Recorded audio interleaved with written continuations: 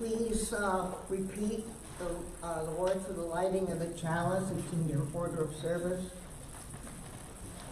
We light this beacon of hope, sign of our quest for truth and meaning, in celebration of the life that we share together.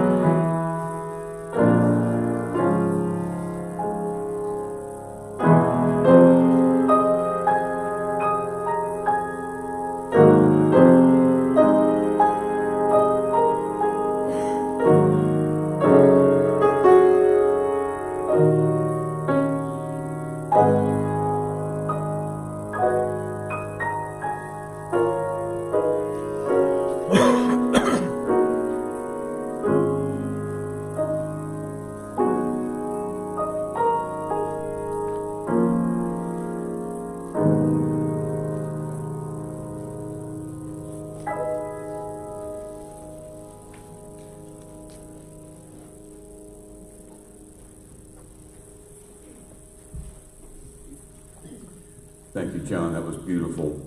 Good morning, everybody. My name is Charlie Tyler. I'm the pastoral minister here at the Unitarian Universalist Congregation of the Low Country. It's a privilege to be before you and to have the opportunity to know you and to share this work together.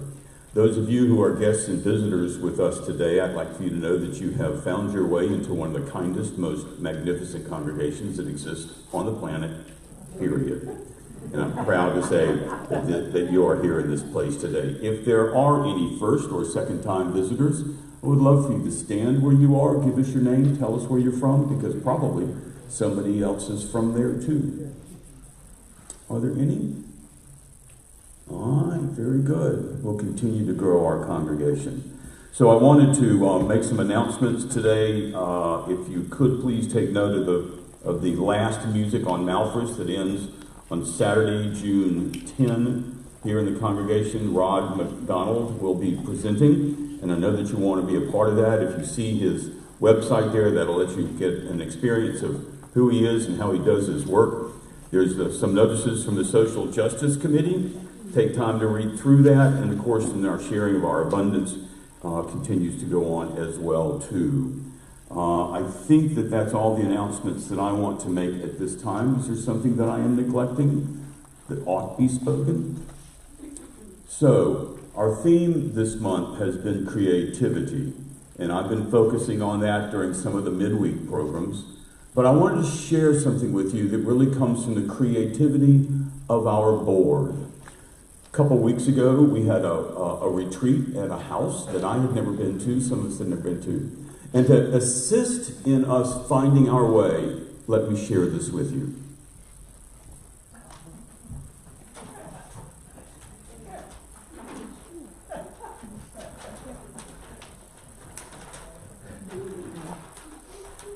Taped to a huge pine tree, as evidenced by the pine bark that is still stuck to the painter's tape that was wrapped around the tree to help us find our way. And I just felt like that was such a poignant UUCL moment that I took pictures and took it down, and I will keep it with me, and I will bring it out from time to time. And so to the board, whoever created this, thank you for your majestic creativity of reaching deep inside yourself, finding that rare jewel that was inside you to be able to guide us home. It worked.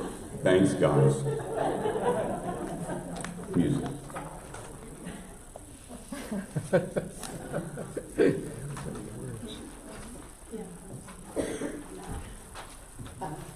Hi there.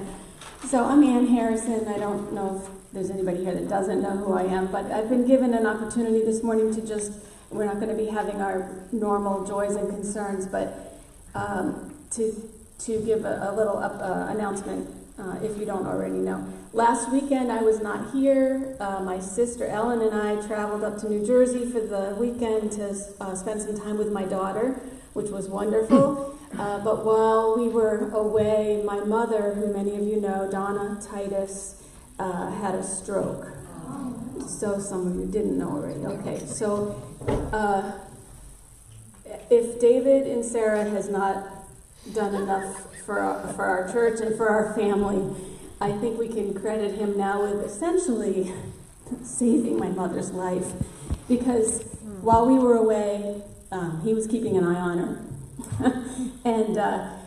and she, the blood vessel burst in her brain last Saturday. David was right there, got her to the hospital within a couple hours of when it all happened, and amazing. So they were able to start the process of reversing the stroke pretty quickly, which is all good. So we have a lot to be grateful for. She spent days over in Savannah. Ellen and I got home and just went right from the airport to the hospital, and that's kind of where I've been all week. But she's doing, there's lots to be thankful for. She can swallow, she can talk, she's not paralyzed on either side. It's not, the area of the brain that was affected controls her, sends messages to all of your sort of involuntary movements, whatever. So the biggest struggle right now is that she's processing just a little slower, and she can't walk by herself. She can walk, she just can't walk by herself. So she's now been transferred to Encompass in Bluffton, which is so much better, and we anticipate she'll be there for a couple of weeks, and they seem to be working with her, they're paying attention to her, that's for sure. So the next couple of weeks will tell how things are going to go, and hopefully she will regain and be good enough to come on back home. For those of you who don't know, she lives with me, so we're hoping she can come back home with me in a couple of weeks. Some of you who do know already, I know, have already sent cards. I have 6 cards I'm taking to her this afternoon that have already arrived in the mail. A couple of you have already, Brian and Nancy have already been there to visit her. I will say cards are welcome. She loves them. She loves reading and hearing from all of you. Visits would be okay too, as long as they're short. They are putting her through her paces there, so she doesn't need to rest in between everything. So short visits and a lot of cards. And if nothing else, just Dick Hood has let us know that we can pray. So that would be good. Okay, thank you. Yeah.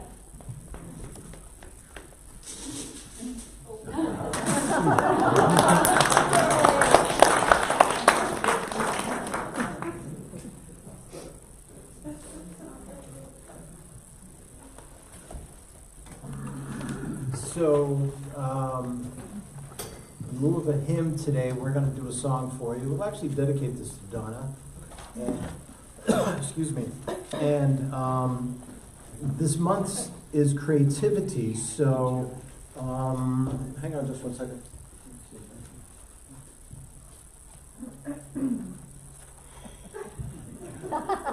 We're going to try to get a little creative for you.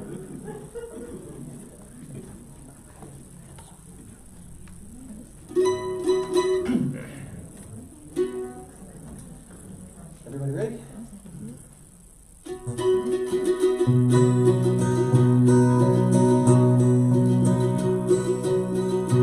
If I needed you, would you come to me?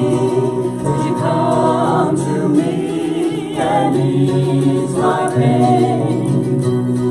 If you needed me, I would come to you.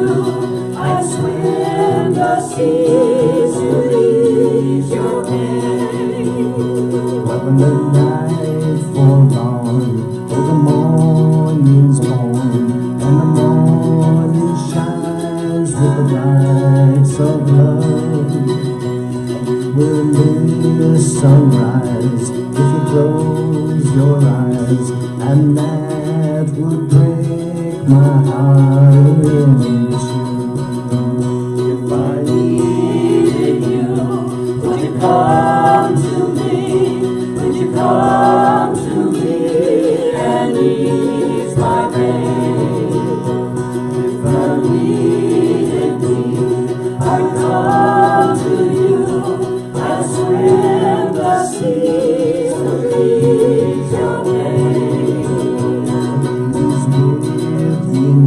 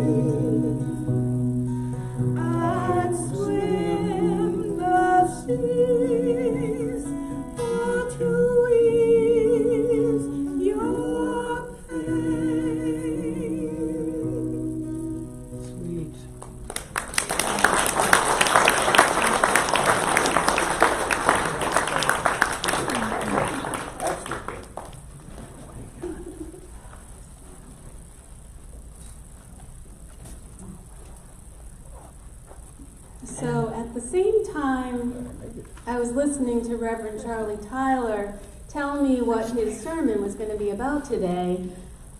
I was also watching a Carolina wren who was making a nest in a flower pot on my front steps.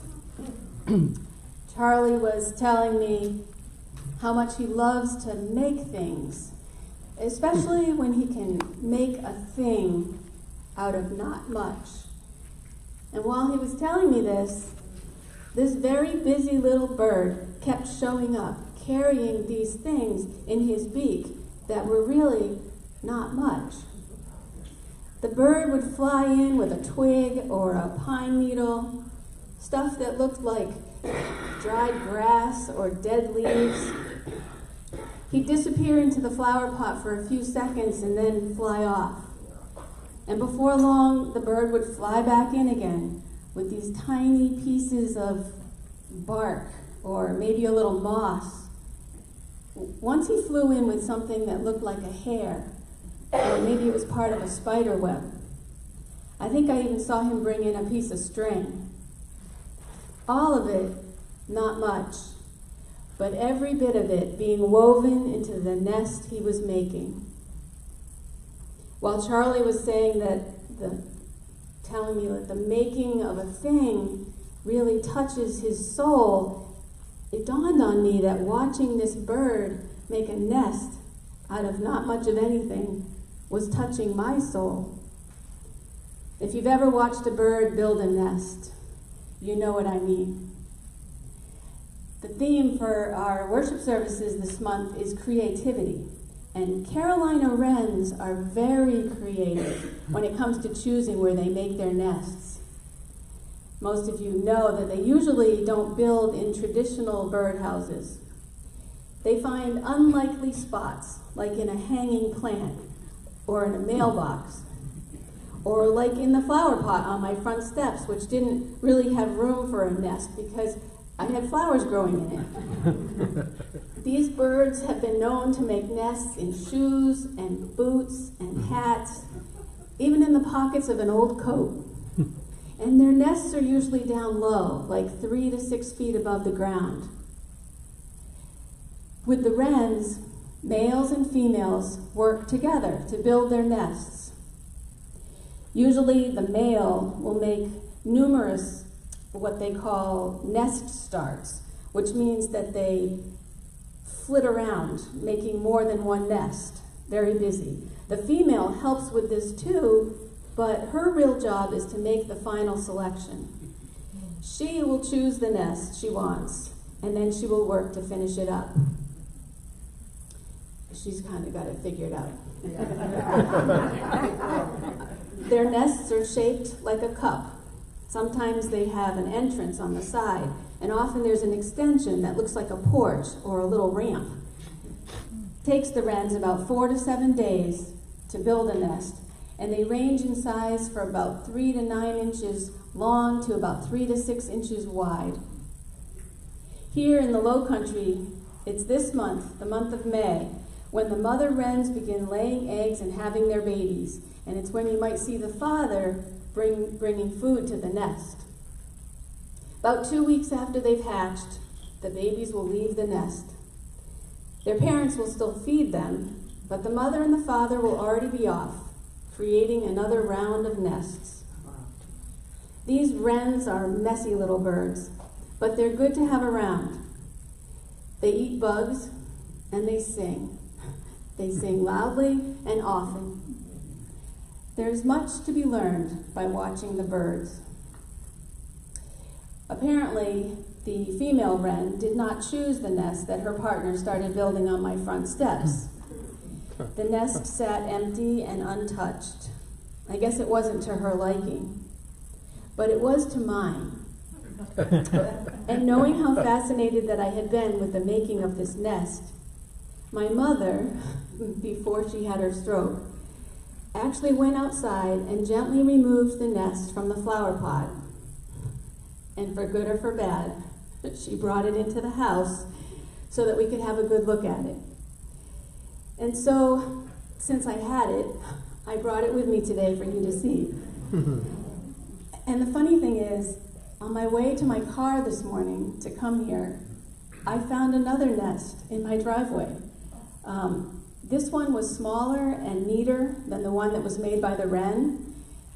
I don't know where it came from. I think the wind must have blown it out of the tree last night. So I picked that one up and I brought it too. And I'm going to put the nests on the table out by the front door so that you can admire them and enjoy looking at them before you leave here this morning. Charlie ended his conversation with me by saying, you know, perhaps we come closest to being our best when we are able to create a thing.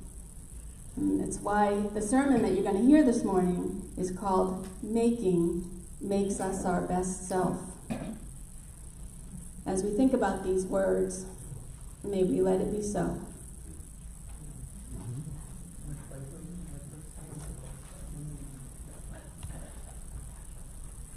And now's the time. And now's the time in our service where we will share our abundance. If you have brought food for the food pantries, today's the first day that we will start sending our goods to the Bluffton Self-Help Pantry. And then on the other Sundays, that's one Sunday a month, the last Sunday of each month, the other Sundays will go to the Sandalwood Food Pantry. So if you brought food today or plan to bring food in the future, you may leave that at the back of the sanctuary. And then we will pass the baskets in order that we may keep these doors open and continue our good works in and out of the church. Can I see it? Yes. John. Oh. Does anyone have a cat named Tommy? Because I have Tommy's car keys.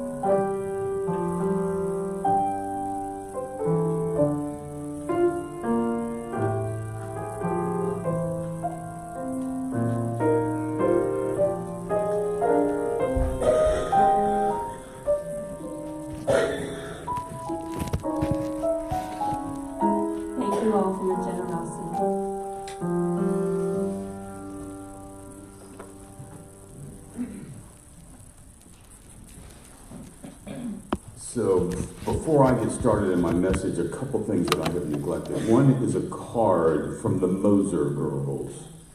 They have written us this note. Greetings, Charlie and the UU Fellowship. Just a note of gratitude and love for all the many UU people who loved and supported our mom, Mary, for many years. We thank you for allowing us to share her story with you. In March after her death, she felt seen and held by the UU Fellowship. Such a gift, the Moser girls. It's a sweet message for them. Seen and held, my goodness. The other thing, too, that I think is significant to acknowledge here on this Sunday is that tomorrow is Memorial Day.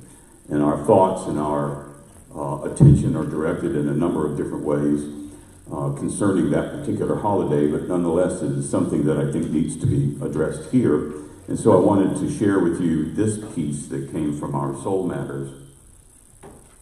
Reverend Barbara Peskin writes, "Spirit of Life, send peace for the soldiers who did not make the wars, but whose lives were consumed by them. For the wounded ones and those who receive them back, let there be someone ready when the memories come." Noteworthy. Thank you for giving me that privilege.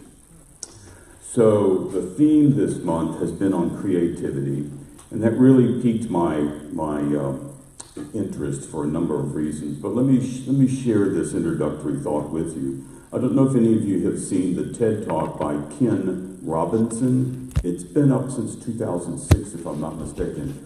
The most watched TED Talk. It's worth writing down and finding him later. Ken Robinson. He's written a book titled Epiphany, How People Discover Their Talent. And in that book, Ken speaks of Gillian Lynne, L-Y-N-N-E, who is a choreographer for plays such as Cats and Phantom of the Opera. And in the book, she told Ken this story of the time her mom took her for counseling because she was so unruly in school that there was something clearly wrong with her that needed fixing. And so Gillian is taken by her mother to see this psychologist who is going to help her with her problems. Fortunately, Adderall had not been invented at that time, and so there wasn't any medication to take. But as this counselor talked with Gillian and her mom, he began to realize that there was something that was needed to be explored, and so he asked to speak to her mom privately.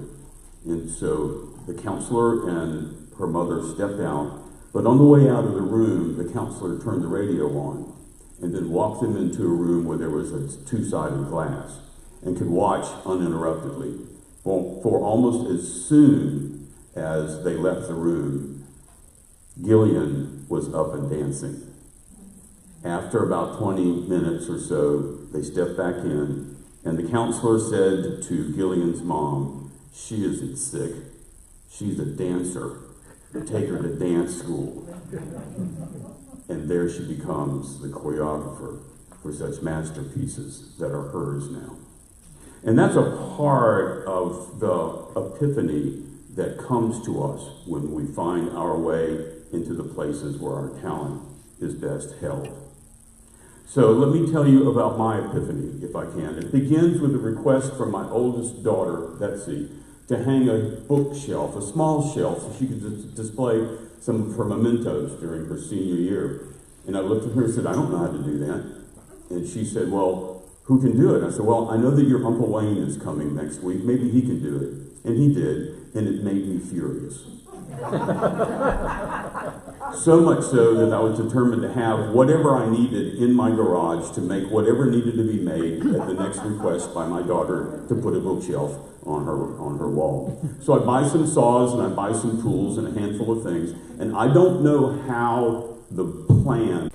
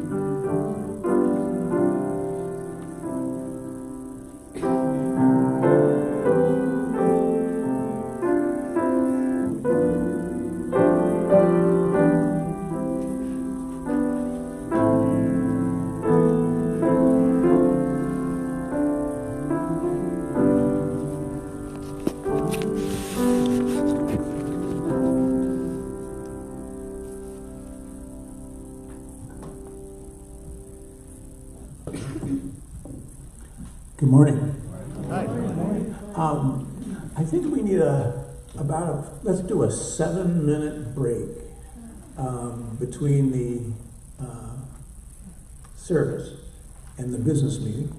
So if you want to go out and get a cup of tea, a cup of coffee, and when you come back, we can kind of move reasonably rapidly. Kind of sit up front if you can. But you see the agenda, and we do have a lot of stuff on the agenda. So let's take a 7-minute break.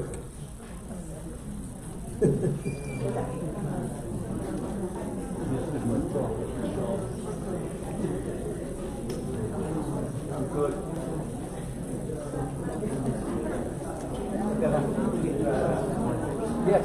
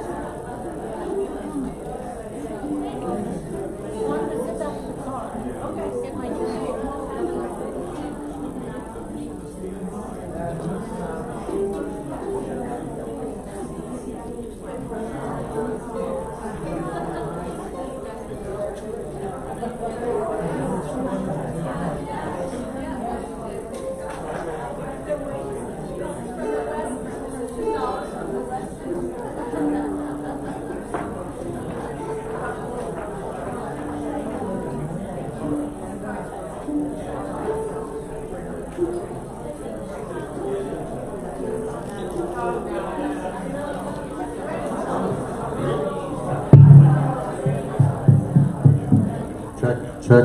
Check.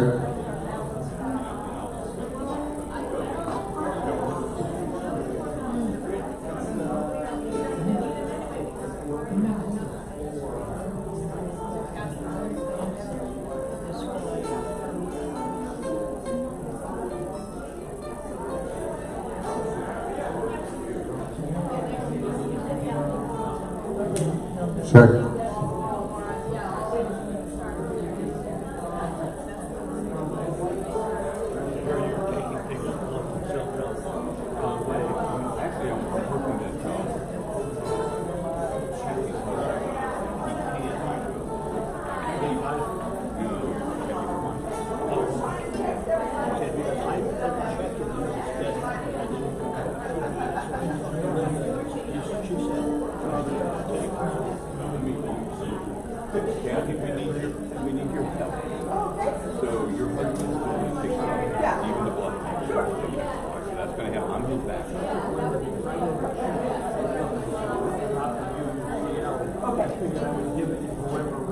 Okay, I'll see you soon. Linda got it right now? Okay, so I'll go get it. There may be others. So, that'll be it. Then you pick it up and find it on you. Probably should be able to. Hi, Gordon. Okay, all right. I couldn't help myself. Put that out. Okay. Maybe I'll call. No worries, I'll find it. Yeah, no problem. It's actually, you know, make this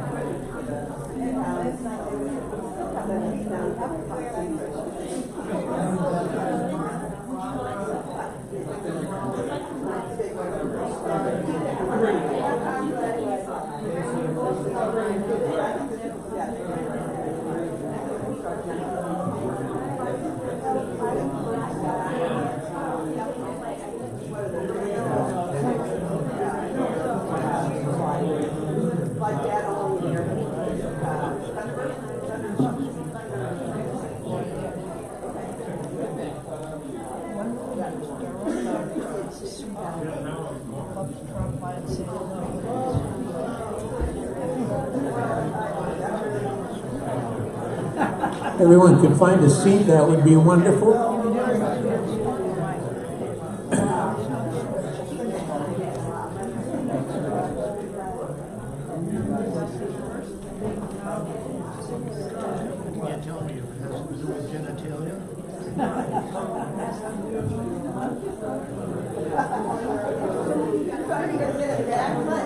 Yeah, I am. Hey, Wynette. There you go. Can we get the other people back in real quick? So late I didn't have time to so this was good. It'll keep me till going.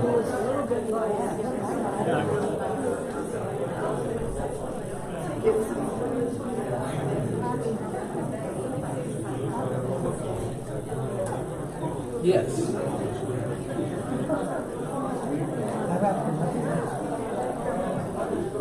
I see that's in the order of service, so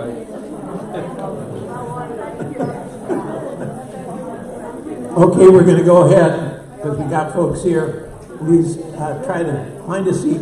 We've got a very, very, very, very important birthday. Sit down. We have a very important birthday to celebrate this morning. yeah. Marvin is 96 today. And I want to see if we can really sing happy birthday to Marvin. Happy birthday to you. Happy birthday to you. Happy birthday, dear Marvin. Happy birthday to you.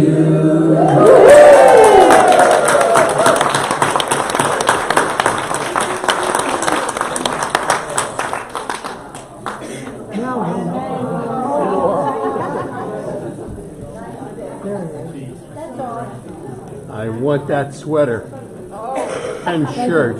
Get that. I like your singing. Okay. Thank you. Why don't we go ahead and start? This has been a very good year. Wynn and I have been involved in the congregation for about 11 years, and the enthusiasm for this last year has just been outstanding, and we really, really appreciate it. If you are new, how many folks are new to the annual meeting? Please raise your hand. Okay. There's a lot of new folks, and I want the older folks to be patient when new folks ask questions, because there are no dumb questions when you're new to this function.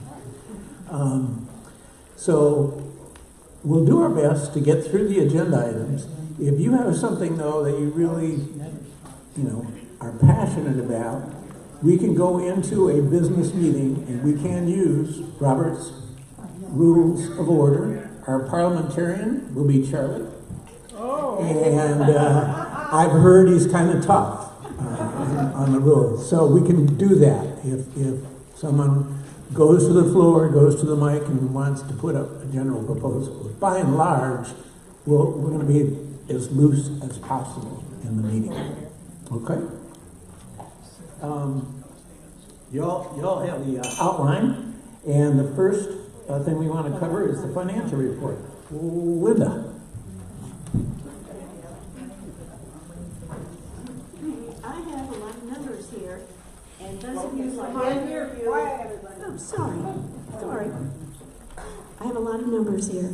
So anybody that wants to pick up a copy, I've got some up here, and you can follow along, or you can get it later if you have any questions. I just want to kind of go over our financial status right now. We can't hear you. First is an update on the pledge drive for 23-24. As of May 28th, the budget goal was $141,840. And thankfully to Clay and Gordon's plea and Lynn's plea for extra pledges, we completed that shortfall, and now we've received $144,308. So we're over our pledge ask.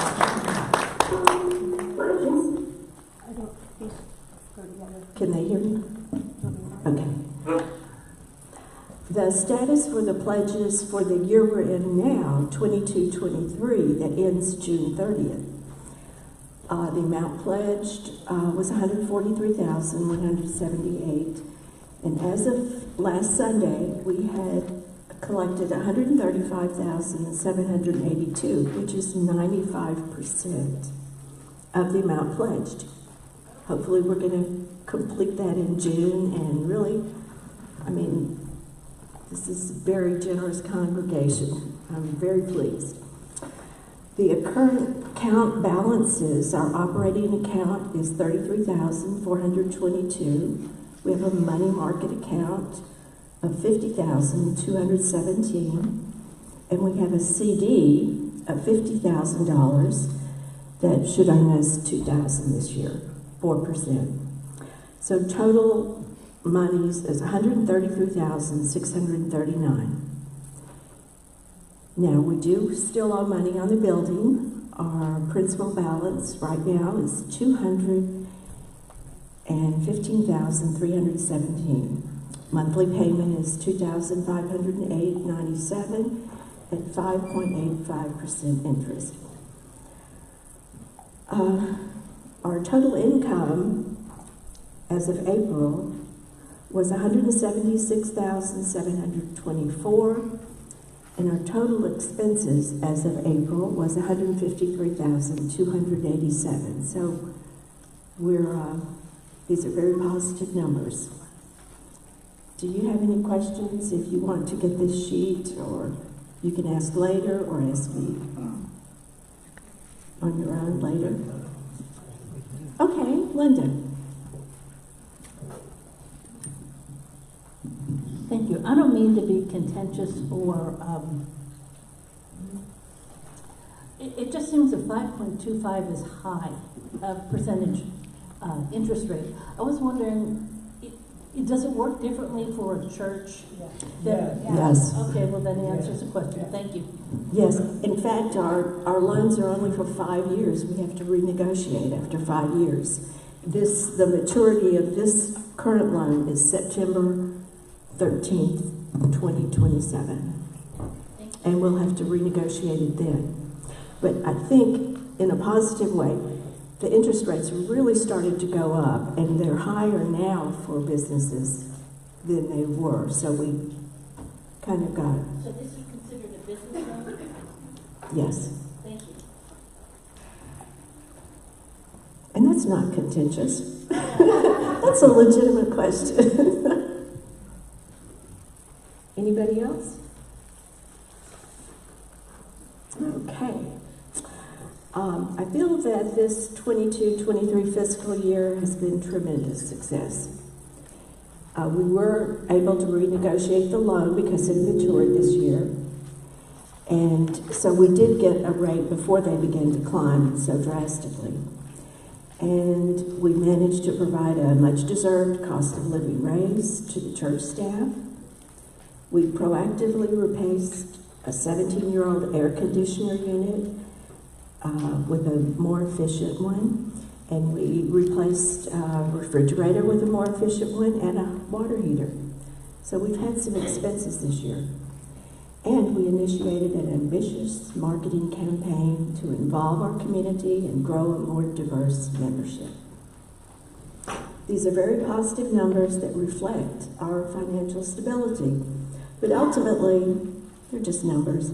How they translate into our mission, keeping the church operating, promoting our values in the community, is the true measure of our success. And our outreach in the community with marketing, music on Malfris, and social justice is increasing and impressive. I want to add that this position has been very challenging for me, but I've been fortunate to have Patricia Friedman as my mentor and someone to hold my hand and encourage me many times during this learning process. I've had enormous support from the congregation, the board members, the finance committee. I genuinely feel that the Unitarian principles are exemplified by this group. It has been a pleasurable, refreshing experience, and an experience that maybe hasn't brought out my best self, but it has decidedly made me better. Okay,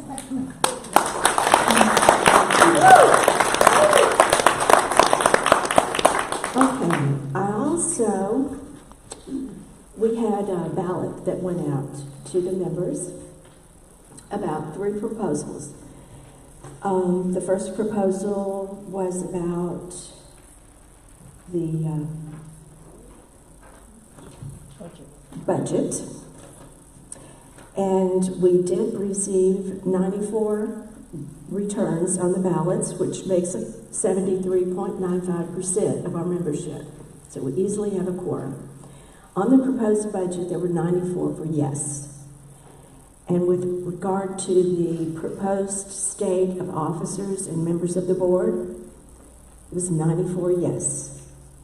And with regard to adopting the 8th principle, it passed with a 90 yes vote and a 4 no vote. So all those proposals did pass. I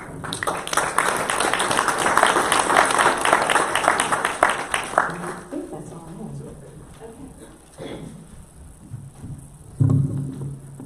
Thank you, Linda. Are there any questions so far? All righty.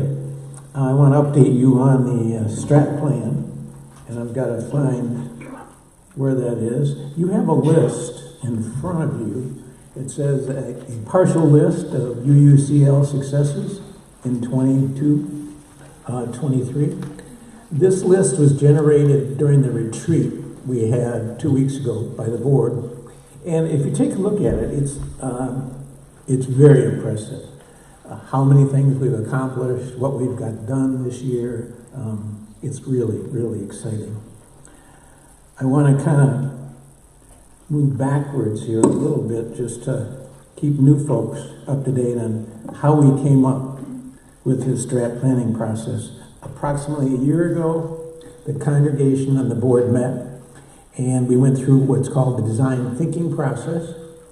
And in that process, we decided the 3 themes that would drive us as a church were going to be individual spirituality, your spirituality, recruitment and engagement of members, and financial stability. And the agreement among the board is that we would like to drive everything we do on board meetings and in committees through those major themes. And I really feel great about what we've accomplished in that process.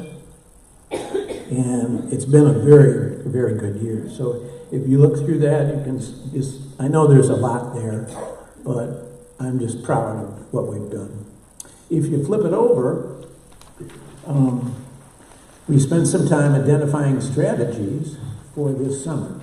So although the snowbirds are going to leave us, we still have plenty of work to do. And we'll have snowbirds working on Zoom, which is wonderful. So a lot of stuff's going to continue this summer. But the major strategies we want to work on is refreshing the four-year and kind of thinking through the four-year and those kinds of issues. Continue with the marketing plan. You'll start to see major print ads in the Bluffton Sun soon, large advertisements. And we're going to look at how we can better promote music on Malthus, have a better strategy, thought out, and work as a congregation more carefully for next year.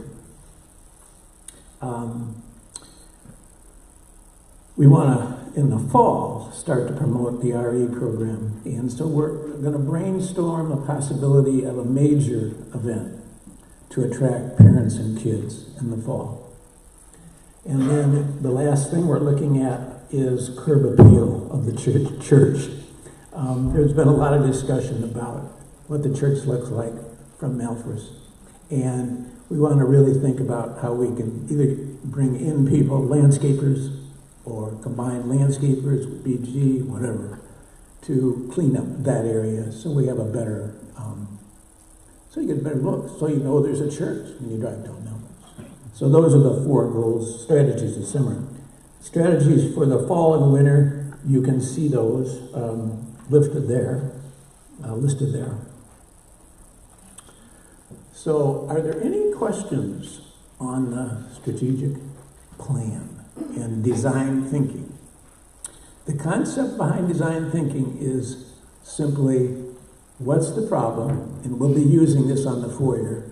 what are the problems and issues.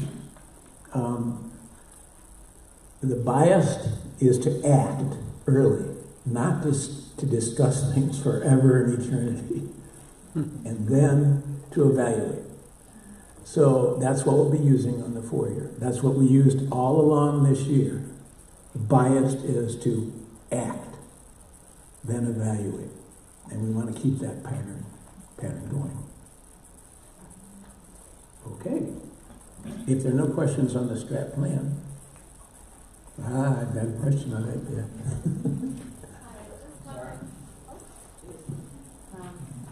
Thanks.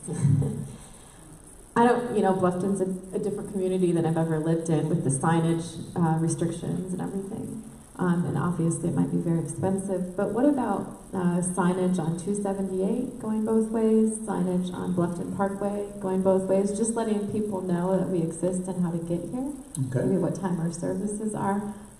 Maybe I'm kind of old school that way, but I think that would really help bring people. Cool. Great. Thank you. Well, I can look at David here and say we can talk about that. The growth committee. Hi, yes. this is Lynn Curtis. A couple boards ago, I was on the board, and that was exactly something that we did look into. And because of the property ownership on those corners and along there, we could not get the permission to put the signage up. So that's why it's not there. It's been discussed a lot, and looked into clearly, but we just couldn't get it done because of the property ownership has to agree and did not want it. Okay. Thank you. Yeah, we can try again, see what happens. Another question. As a newcomer, I was curious what RE, to promote RE means. That's the religious education program. Ann's responsible for that. And it's been kind of dormant for a while. And so part of the strat plan is to really put an effort into bringing young families back. And so our advertising campaign this summer, and particularly this fall, is going to focus on young families in the Bluffton area. We know this is a tough nut to crack. It will not be easy. We have a couple of families that have joined us, and we really want to kind of unite as a church to encourage them. And we really welcome ideas. We know this generation is just crazy busy on the weekends, and churches throughout the country don't know how to figure it out, but we want to take it on. Good question. The other question was about the crying room. Could you tell me what that is? I'm sorry, what was that again? The crying room. Oh, the crying room. Use of space, such as a crying room. Sure. The crying room is right there with that window, and everyone can see that. And it's kind of turned into a storage space over time. And we feel it's kind of misused, valuable space. I know David spent some time just trying to clear out stuff, but we want to rethink how to use that room, a better, more effective use of the room. There were also, if I could claim, there were speakers in there, so if somebody brings a child who is fussy and crying, and so we'd like to call it a quiet room instead, really, but they can go in there and they can still hear the service because everyone is mic'd here, but if they turn on those speakers, you can hear what's happening out here. David, thank you for clarifying and answering the question.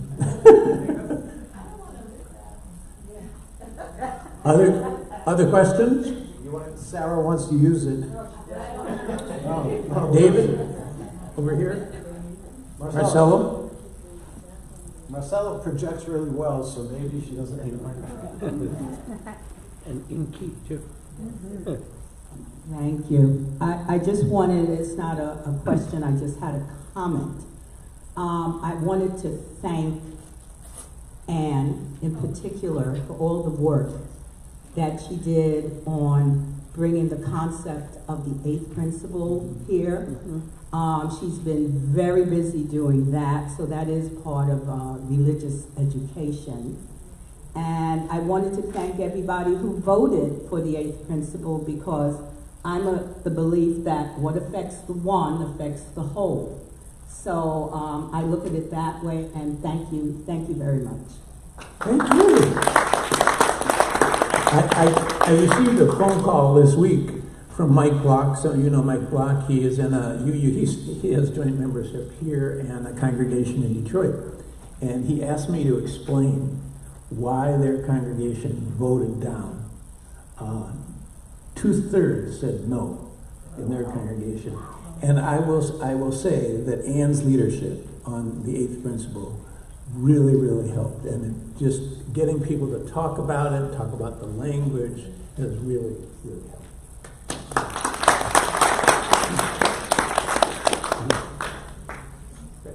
I can project too. Don't worry about it. But we got to make sure the people online can hear, Jan. Oh, I'm sorry. I apologize. Okay. I am just curious, do you know why that congregation voted it down? Just curiosity. Yeah, I someone said I know. No, she said she's curious also. Oh yeah, he just simply couldn't figure it out, and this is pure speculation on my part. I think the way it was presented when it came out of UUA, it was so confusing and language driven, not principle driven. And if you didn't have an opportunity as a congregation to talk in smaller groups, I think it was just very confusing.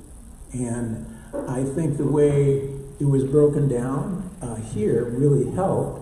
I think if you didn't have any of those discussions, and then you came to an annual meeting, and they put that out in front of you without any dialogue, I think it was just tough to pass. And my fear is that's what's going to happen at UUA. I don't know. I just wanted to add to that. It reminds me of what's going on in South Carolina with the hate crimes bill.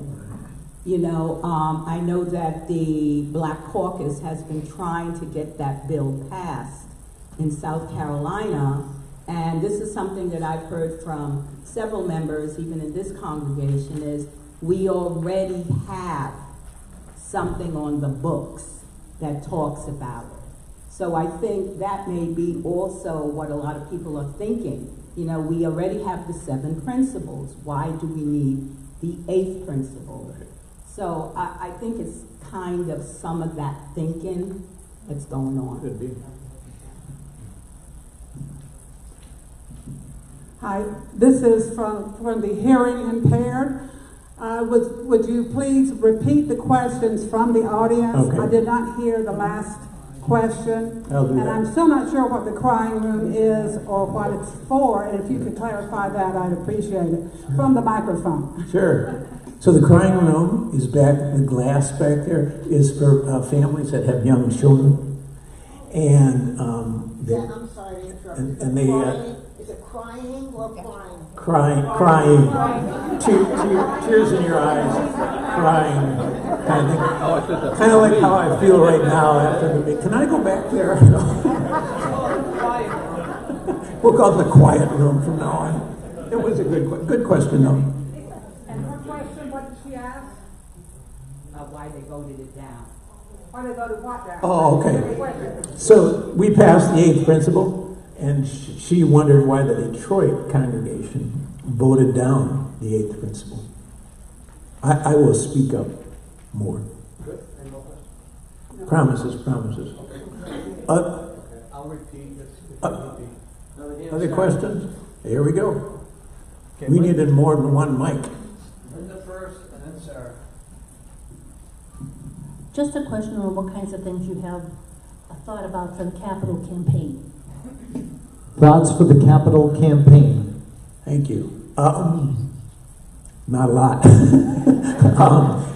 We have been talking about a legacy campaign for a while, and the Finance Committee has been talking about it, and it takes a while to get a strategy together, to get a group together. So part of that is the concept of the legacy campaign. When you pass, your willingness to give to the church.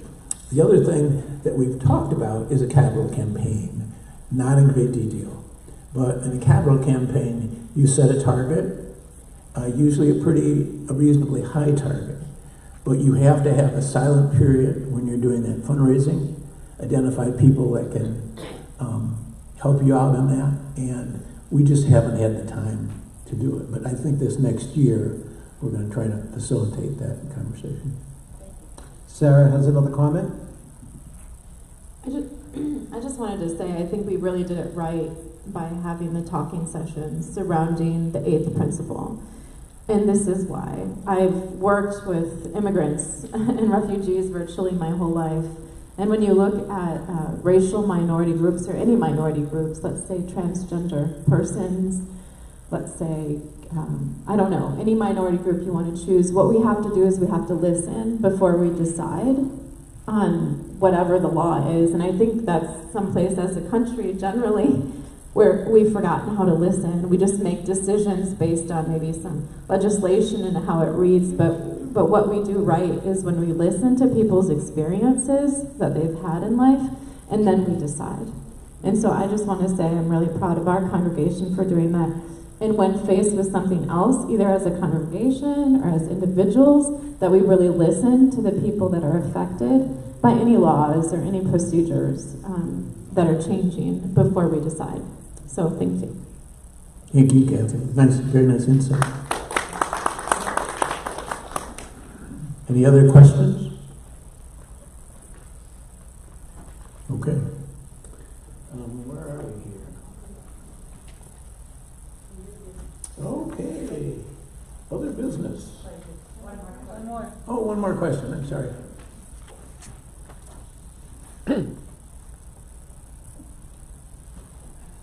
I just have a question about the clearing the brush in the front of the church. Do we own all the way up to the Malthus Road, the easement?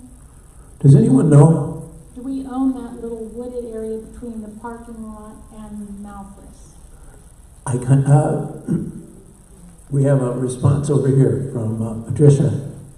You could look at the blueprint of the building property, and we have that available. My guess is that there's a right-of-way for the county, whoever owns the road, but I can check that out and give it the information back to the congregation. There have never been any issues with the 2 signs we have on the road, right? No. And we park. Pardon? And we park there. I know we have been. I don't know whether we're breaching the laws or not. There's always a setback. There is always a setback. I don't know how many feet it is. Yeah. Yeah, we have blueprints up back, so that can easily be confirmed. Sure. Great. Other questions? You're making me work for this, Marcella. Hang on. It is. David's going to lose some weight this morning. Get your steps in today.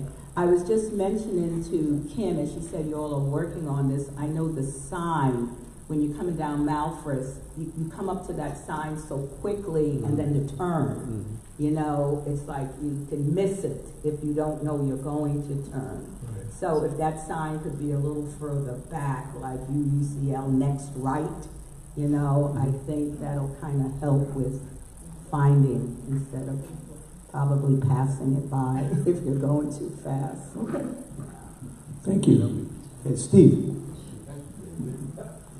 Clay, my question is that we're marketing, do we expect to have a 50% more? Can't hear it at all. Do we expect to have 50% more people coming than we do now? I think we were kind of over-aggressive on our goals. We have 14 additional folks that have joined us this year, which we feel good about. And we're right in the middle of the strat plan cycle, so we've been through 1 year. Our goal was really high, and it was probably unrealistic, and we're probably going to have to kind of rethink that goal this summer. It won't be quite as high as that. Well, My thought is if you do have a 50% more people, how many can we hold in the church? So then would it be 2 services? I'm just, you ever see that commercial? My business just blew up. Now what do I do? I'd like to. Not a sermon, just a thought. No. We've had short discussions on the issue of what kind of capacity we have here and parking. We haven't had an opportunity to do long-term, but we can certainly fit that in our planning. Clay, may I say just a couple words? Sure. Hold on, we have a vote. David, we have... Let me come to you. We have somebody over there. Real quickly. So the strategic plan actually was astronomical. We brought it down to 200. We were at about 127 at the time. So still very aggressive, not quite 50%, but a lot. But things like parking lot, seating, 2 services, 1 service, what do we do about this? What do you do about that? If we are widely successful, all those issues need to be addressed. And this comment about 14 new people is a net number. Right. You all saw everybody last week. There were 26. A lot. You lose people along the way, right? So if you're not even gaining 14, you're losing every year through attrition. So I think, quite honestly, President Clay, we had a spectacular year. Oh, thank you. That's very nice. And we may not make our goal of 200. We may not get there. But if we get to any number where we are above where we are today, we're wildly successful. Steve, thank you, this preacher says we're going to get 200. And just to piggyback on that too, legally we can have about 250 people in this room. The fire codes have 250 people legally. So then you would have to think of parking and other things too. First we have Lane, then we have... I'm going to stand up so we can all hear me, right? No. Oh, God. Since this was a creative type speech that Charlie gave, which was great, of course, I came up with a little idea. Somebody said something about the sign, the blue sign that we have out front, right? Well, with my eyesight, I can't really see the blue and white. So, you, Charlie, had that great white sign that somebody guided you. What if you made one of your beautiful small wood signs made of white, and you paint it white, not big, with a UUCL. Anything I would make would not nearly have the kind of ambiance. I understand that. Something special. But that won't hold up. But we could just, if we're allowed to, just pound that in a little tree that would give up part of its little space. Is that allowed? I mean, I can find it, but other people may not, and I have gone by it 3 times, and I am embarrassed, but I'm really not that embarrassed. I have far more other things that embarrass me, but that's an idea. Very good. Because that strong contrast, and Charlie does such good woodwork. Thank you. Add that to your list of chores. Yeah. Just so you know, that sign was created after hard work by Wynette and I at the last second.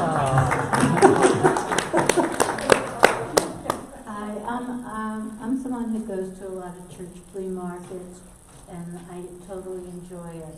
Would we have a flea market here maybe that we can advertise, and people will come to the church and understand that we're here. And what we can do is we could all set up tables here and bring things, and all the money will go to the church. So it's a fundraiser, and it also introduces people to where we are, and we can have someone tour people inside and have some pamphlets. And you can do this annually, and people will look forward to it. I nominate Sandra to head the flea market committee. I'm just second. I'm getting a direction. Kind of move it on. Please. Actually, I'm getting more than one person. In my last congregation, we also had secondhand stuff like that. But we also had people who were creative in the community, in our community, make whatever they did. Maybe they crochet scarves or they make jewelry, and that gets sold. People buy it. We used to make $40,000 in my last congregation when we had what we called it. I forget what we called it. But it was. I mentioned that to Clay last week. It was a really successful way of raising money. And people here, I mean, talking about creative, we can all begin. If we don't have a talent, we can develop one. Thank you very much. I'm going to move the agenda. People are going like this over here. So thank you for your ideas, and we'll keep working on those ideas. Other business, renewal of our welcoming congregation. On the agenda, it does say that Ann Harrison and Cheryl Canick are going to speak about it, but if you want, I could just go ahead. I'm getting the nod. I think what that means is that, for those of you that don't know, about 10 years ago, we went through the process of becoming a welcoming congregation.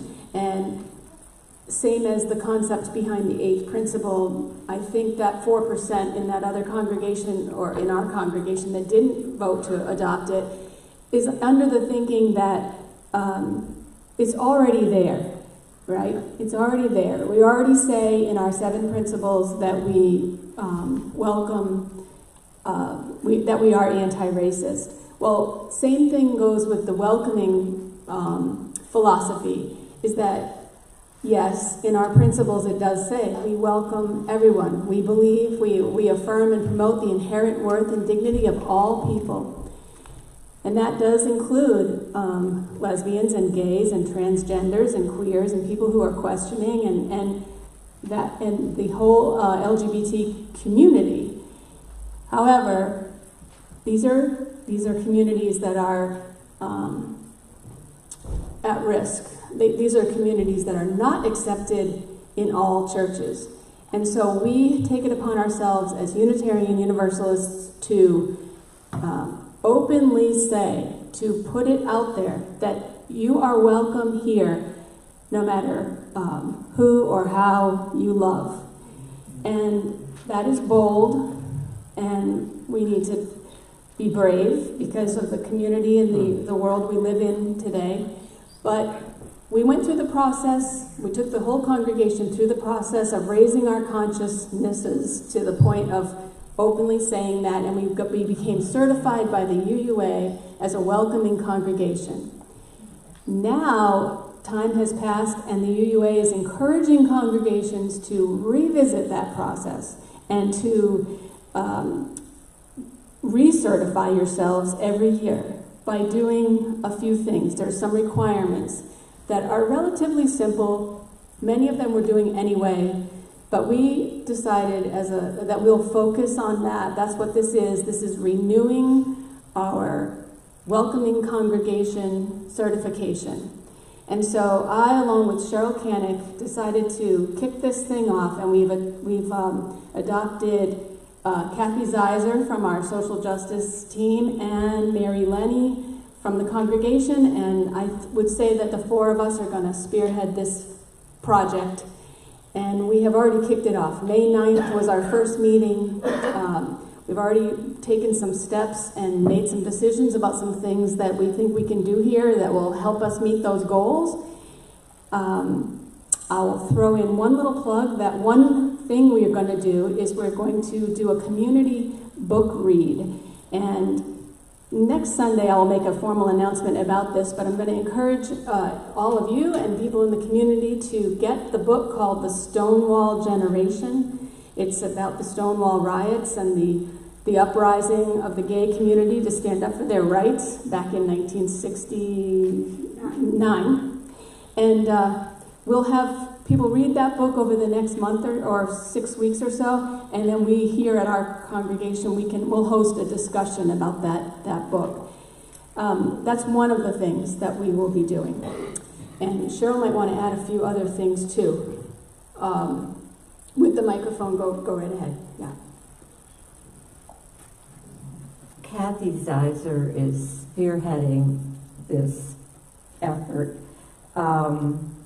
We have been in touch with the LGB community representatives, finding out when is the Pride Festival going to be. And unfortunately, it's not until November, but that gives us plenty of time to set up to have a booth, a tent, at that festival in November, as we did about 3 years ago when they had their first festival, which was a lot of fun. So we're getting ready for that. But June 10th, yes, June is Pride Month, but not in South Carolina. It is October in South Carolina, and that's coming out month. So anyway, and why they're having the festival in November, I can't say, but I'll figure it out. But June 10th is the 5K run walk in Bluffton on behalf of the Pride community, and we're going to participate in that. So see Kathy if you want to volunteer to help with a water station. And that's how we will make our presence known and our welcome to the community known soon, June 10th. So if you... Can you let us know who Kathy? Kathy, can you raise your hand? Thank you. Yes, get in touch with Kathy about that. And June 11th, Gwen McClune, who spoke here in March, Sunday, June 11th, Gwen will be back, a transgender woman who spoke in March, will be speaking here on the 11th for the Sunday service. I know we're almost at the end of this meeting. I can just feel it. And before it ends, I want to make a point of saying I think we all should thank Clay Barnard and his wife, Lynette, who you don't see as active as she really is, and thank them for all they've done for us this year.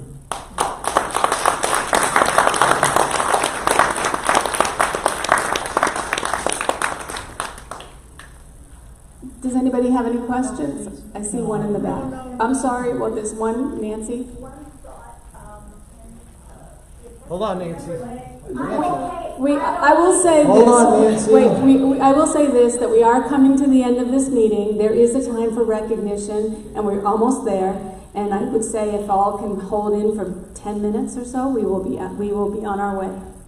I just thought another, beside November, you know, the biggest outpour and the biggest thing in Bluffton is the Mayfest in October, or the Shrimp Festival. Those two things are huge, both in October and in May. If we had a table there that was decorated beautifully, and you know, when we advertise this, also children welcome, I mean signs that show that, which really we have care for the kids or something like that. But they're there with everything. Those two events would be great to get a table. Yep, and I can see that we're going to have some brainstorming sessions from the congregation, so that it doesn't all happen at the annual meeting. But the next thing on our agenda is Clay's going to speak about the awareness cards.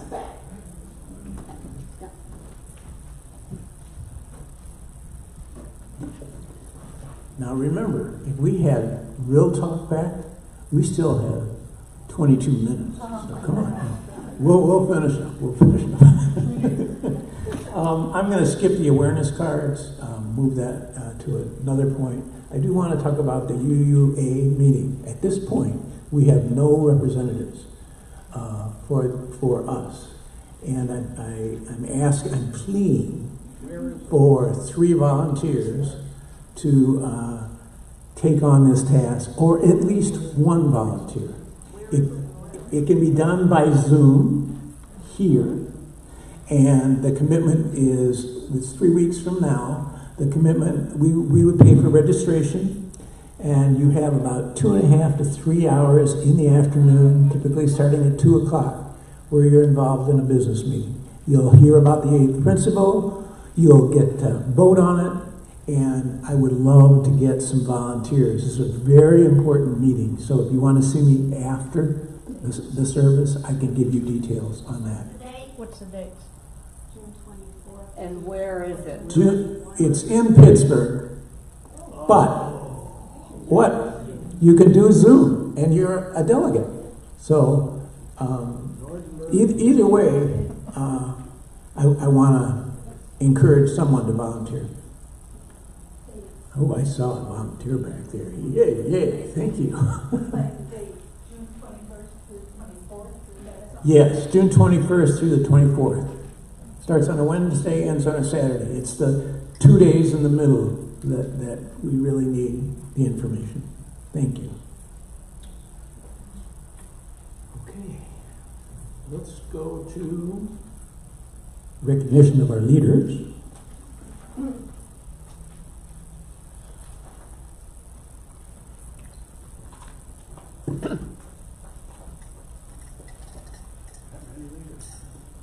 A few weeks ago, we had volunteers who have been very active in the church, and we recognized them. Today, I want to formally recognize the board and committee chairs, and I ask for your patience as we go through this process. I will ask individually people to come up here, hold your applause.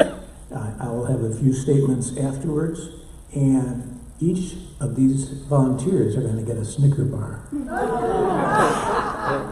So, I'm going to have the board officers first. I'm going to ask Paul Weiser to come up first. Paul, you can just line up here. Paul served as his second year as the VP of the board. In addition to his role, he rejuvenated the grounds committee, and finally known as the BGs. Barb Popka is taking notes as we travel. She's up there. She's raising her hand right there. Barb is serving in her second year as secretary of the board. Her outstanding minutes help all the congregants to be informed. If you are new to the board, actually even if you're old, you can get her minutes off the web. Linda LeBaird, you just heard her. Linda has just finished her first year as treasurer, and she survived it. And she's really stayed up. Anytime I ask a question about money, she knows what's happening. David Kelly. David completed his second year as member at large. He's also chair of the Growth Initiative Task Force, nominating committee. He co-taught the Circle of Trees, a busy man. Kim Lewis completed her first year as member at large. In addition, she designed and taught successfully Tell Us Your Stories series to enhance our spirituality. Kim also serves as a worship associate. Thank you. Tim Garvey.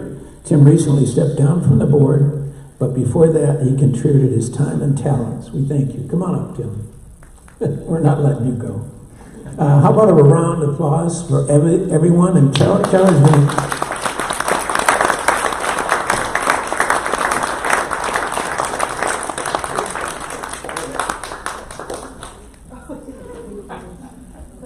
This is the most important part.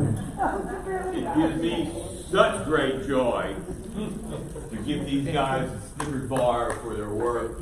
Absolutely. Thank you. I didn't hear that, Kim. Thank you. What did I miss? Okay. Thanks, guys. Thanks, guys.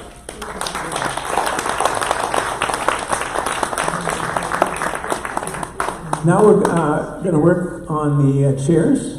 I would like to ask Cheryl Cannon to come up. Cheryl is the head of the worship committee, plans our Sunday service, including everything from the big picture items to identifying our themes, inviting speakers, choosing hymns, planning special ceremonies to every small detail. Cheryl has been known to pick up a paintbrush, defrost a freezer, clean out the attic, and the list goes on and on. Thank you.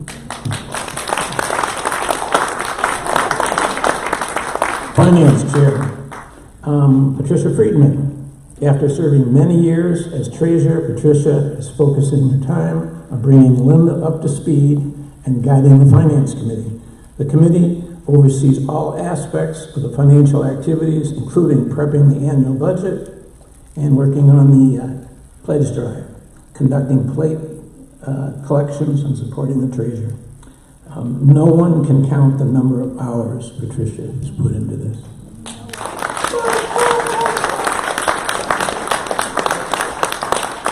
Membership Committee. Co-chairs Lynn Nortenberg and Kathleen Kelly.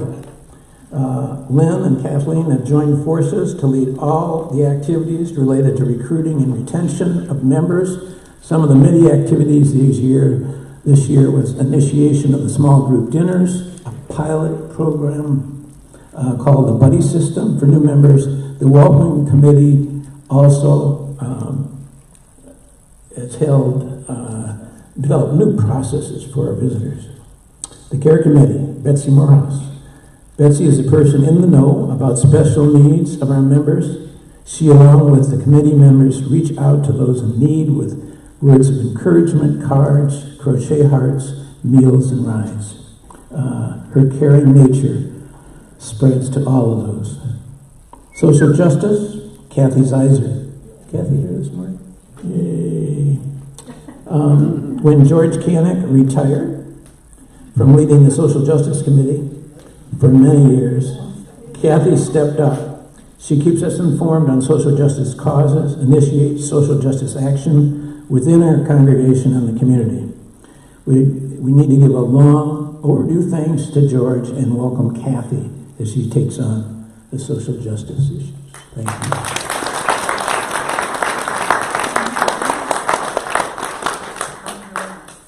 Thanks, guys.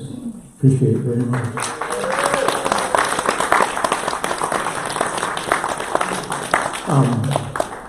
And finally, the staff. It goes without saying, this church would not run without our staff, and I appreciate it deeply. Are there any final questions for this annual meeting? I don't need to tell you. No, there's. I need to tell you that Gordon sat down there with his hands. I don't want to know final questions. Giving instructions. Okay. Stay put. Stay put. There is one final thing, and Gordon brought it up ahead of time. He said, are we not going to thank Clay and Wynette? Yeah. And Wynette, we'd like you to come forward, because we do want to thank Clay and Wynette.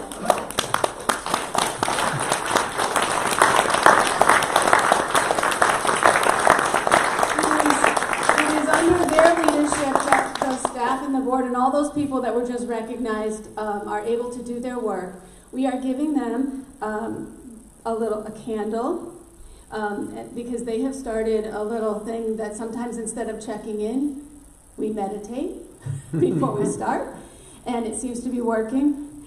And we are giving them a package of mindfulness cards that they can use from time to time. And also, because they are the heart of everything that we do, we are giving them a glass heart that they can hang in their home or wherever you like. We would not be able to do the work we do without you, and we love you both very much.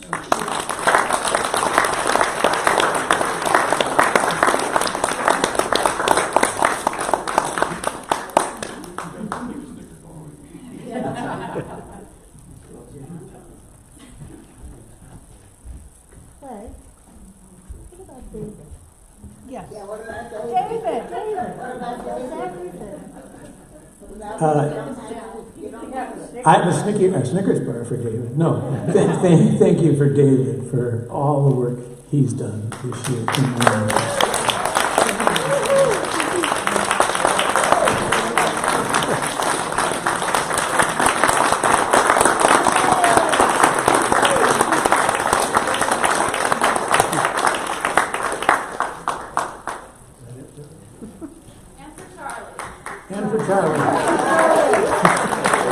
And for John. you guys. Really appreciate it. Have a good Sunday. Thanks, Clay. And Oops. may we stand? Check out, see if they have any questions up there first. Dick, Wally, Barbara, Mark, anything? You good? Okay, we're good. Here we go. Will you please join me as we extinguish the chalice? The words are in your order of service. While we extinguish this flame, we still carry in our hearts the light of truth, the warmth of community, and the fire of commitment, until we meet together again. Thank you all.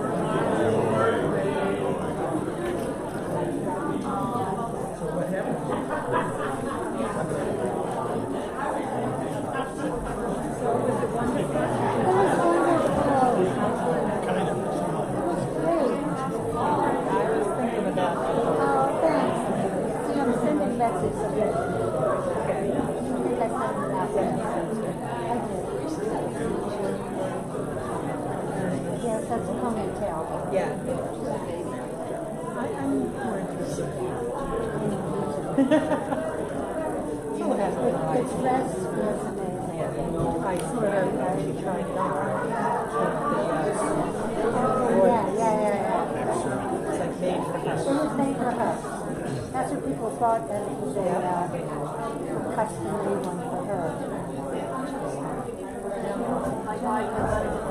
Oh, that's fair. You're showing me the much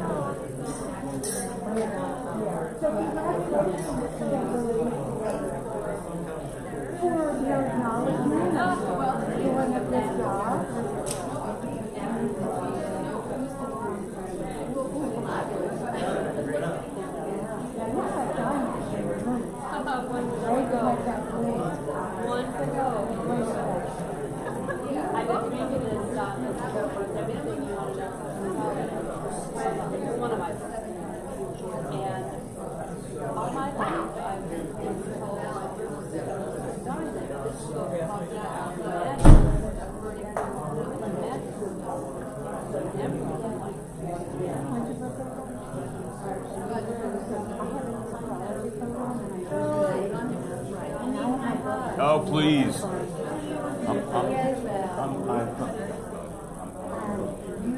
Love it. we would have those people last. Oh, group hug. Have a huggle. I have a huggle.